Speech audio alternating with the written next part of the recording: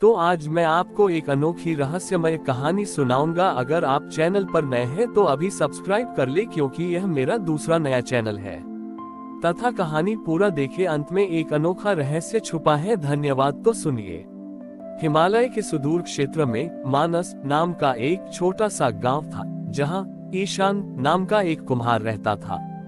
ईशान जन्म से ही बोल नहीं सकता था, लेकिन उसके हाथों में जादुई हुनर था। वह मिट्टी के ऐसे बर्तन और दिए बनाता था कि देखने वाले को उनमें प्राण प्रतीत होते थे। ईशान की सबसे बड़ी विशेषता ये थी कि वह हर साल महाशिवरात्रि के लिए एक विशेष मिट्टी का कलश बनाता था, जिसे वह पास के ऊंचे पर्वत पर स्थित प्राचीन शिव गुफा में अर्पित करने जाता था। उस गांव के मुखिया का बेटा प्रताप बहुत घमंडी था। उसे अपनी ताकत और धन पर बड़ा नाज था। उसने घोषणा की कि इस बार महाशिवरात्रि पर वह महादेव को सोने से जड़ा एक विशाल चांदी का कलश चढ़ाएगा और वह कलश गुफा में सबसे ऊपर रखा जाएगा। शिवरात्रि का दिन आया। भीषण बर्फबारी हो रही थी। प्रताप अपने सैनिकों के साथ पालकी में बैठकर भारी भरकम चांदी का कलश लेकर पहाड़ की चढ़ाई करने लगा। दूसरी ओर ईशान नंगे पैर फटे हुए कपड़ों में अपने मिट्टी के छोटे से कलश को सीने से चिपकाए बर्फ के बीच रास्ता बना रहा था। पहाड़ की चढ़ाई बहुत कठिन थी।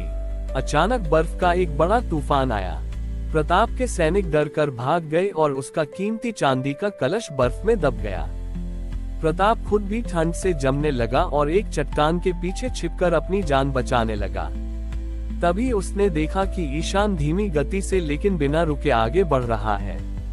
ईशान ने देखा कि प्रताप ठंड से मर रहा है। उसने बिना संकोच अपना वह कंबल, जो उसने अपने मिट्टी के कलश को बचाने के लिए लपेटा था, निकालकर प्रताप को उड़ा दिया। ईशान खुद ठंड में कांपने लगा, लेकिन उसने अपने मिट्टी के कलश को हाथ में उठाकर गुफा की ओर कदम बढ़ाए। जब ईशान गुफा के भीतर पहुंचा तो वह पूरी तरह बर्फ से ढका हुआ था। उसने कांपते हाथों से वह मिट्टी का कलश शिवलिंग के पास रखा। उस कलश में कोई बहुमूल्य रत्न नहीं थे, बल्कि उसमें केवल ईशान के गांव की वह मिट्टी थी जिसे उसने अपने पसीने से सींचा था। जैसे ही कलश शिवलिंग को छुआ, पूरी गुफा एक दिव्य प्रकाश से भर गई। शिवलिंग से एक हाथ प्रकट हुआ, जिसने उस मिट्टी के कलश को उठा लिया। देखते ही देखते वह साधारण मिट्टी का कलश पारस में बदल गया। महादेव की दिव्य वाणी गूंजी, ईशान, संसार मुझे रत्नों और धातुओं में तौलता है, लेकिन मुझे वह मिट्टी प्रिय है जो परोपकार के जल से गीली की गई हो। तुमने एक जीवन बचाने के लिए अपना सुरक्षा कवच त्याग दिया, यही तुम्हारी सबसे बड़ी पूजा है। पीछे से प्रताप भी वहां पहुंच चुका था। उसने जब ये दृश्य देखा तो उसका सिर शर्म से झुक गया। उसने देखा कि उसका चांदी का कलश तो बर्फ में कहीं खो गया था, लेकिन ईशान की निस्वार्थ भक्ति ने महादेव को प्रकट कर दिया था।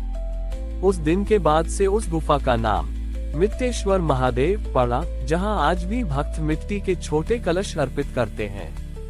ईशान की उस निस्वार्थ भेंट के बाद मिट्टेश्वर महादेव की गुफा एक जागृत तीर्थ बन गई। लेकिन कहानी में एक नया मोड़ तब आया, जब कई वर्षों बाद उस क्षेत्र में एक विशाल साम्राज्य के राजा चंद्रकेतु का आगमन हुआ। राजा चंद्रकेतु को अपनी कला पारखी दृष्टि पर बहुत गर्व था। उसने जब सुना कि महादेव एक साधारण मिट्टी के कलश से प्रसन्न हुए, तो उसे इस बात पर विश्वास नहीं हुआ। राजा अपने साथ दुनिया के सबसे निपुण शिल्पकारों को लेकर आया और आदेश दिया, ईशान के उस मिट्टी के कलश को हटाकर यहाँ एक ऐसा कलश स्थापित करो जिस पर पूरे ब्रह्मांड का माँ न चित्र खुदा हो और जो कभी नष्ट न हो। जैसे ही शिल्पकारों ने उस मिट्टी के कलश को छूने का प्रयास किया, वह कलश अचानक अदृश्य हो गया। पूरी गुफा में एक रहस्यमय कंपन होने लगा। राजा चकित रह गया। तभी गुफा के कोने में वृद्ध हो चुका ईशान बैठा दिखाई दिया। वह अब भी मौन था, पर उसकी आंखों में वही पुरानी चमक थी। राजा ने ईशान से पूछा, कुम्हार, वह कलश कहाँ गया? क्या तुमने उसे छिपा दिया? ईशान ने अपनी उंगली से अपनी छाती की ओर इशारा किया और फिर शिवलिंग की ओर। राजा को कुछ समझ नहीं आया। तभी वहां प्रताप आया, जो अब एक सन्यासी बन चुका था। प्रताप ने कहा, राजन, वह कलश मिट्टी का था ही नहीं, वह तो ईशान का हृदय था। महादेव ने उसे वस्तु समझकर स्वीकार नहीं किया, बल्कि उसे अपना अंश बना लिया। आप जिसे छूने की कोशिश कर रहे हैं वह पदार्थ नहीं, भाव है। राजा चंद्रकेतु को अपनी भूल का एहसास हुआ। उसने ईशान से प्रार्थना की कि वह उसे भी मिट्टी से शिव बनाना सिखाए। ईशान ने मिट्टी उठाए और राजा के हाथों में दे दी।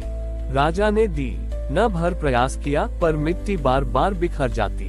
राजा को समझ आया कि मिट्टी को आकार देने के लिए केवल हाथों की कुशलता नहीं, बल्कि मन की स्थिरता और महादेव के प्रति पूर्ण समर्पण चाहिए। अंत में जब राजा ने अहंकार त्याग कर आंसू भरी आंखों से मिट्टी को छुआ, तो उसके हाथों से एक अद्भुत आकृति बनी। वह आकृति किसी देवता की नहीं, बल्कि एक मिट्टी के दीपक की थी। महादेव की वाणी पुनः गूंजी, ग्रेटर देन राजन। ऊंचे कलश आकाश को छूने की इच्छा रखते हैं, लेकिन एक छोटा सा दीपक अंधकार को मिटाने का संकल्प रखता है। मुझे भव्यता नहीं, वह प्रकाश चाहिए जो किसी के जीवन का अंधेरा दूर कर सके। Greater than. उस दिन के बाद राजा ने अपना मुकुट वहीं छोड़ दिया और उस क्षेत्र में हजारों जलाशय और कुएं बनवाए ताकि कभी किसी को प्यास न लगे। वह मिट्टी का कलश आज भी वहीं है, लेकिन वह केवल उसे ही दिखाई देता है जिसके मन में ईशान जैसी निस्वार्थ करुणा होती है। हमारी और भी आध्यात्मिक एवं अनोखी कहानियां देखने के लिए हमारे चैनल पर जाएं तथा धार्मिक एवं पौराणिक अनोखी कहानियां हमारे चैनल पर है। कृपया जाके देखें तथा हमारे चैनल को सब्सक्राइब करके रखें और वीडियो लाइक जरूर करें। धन्यवाद।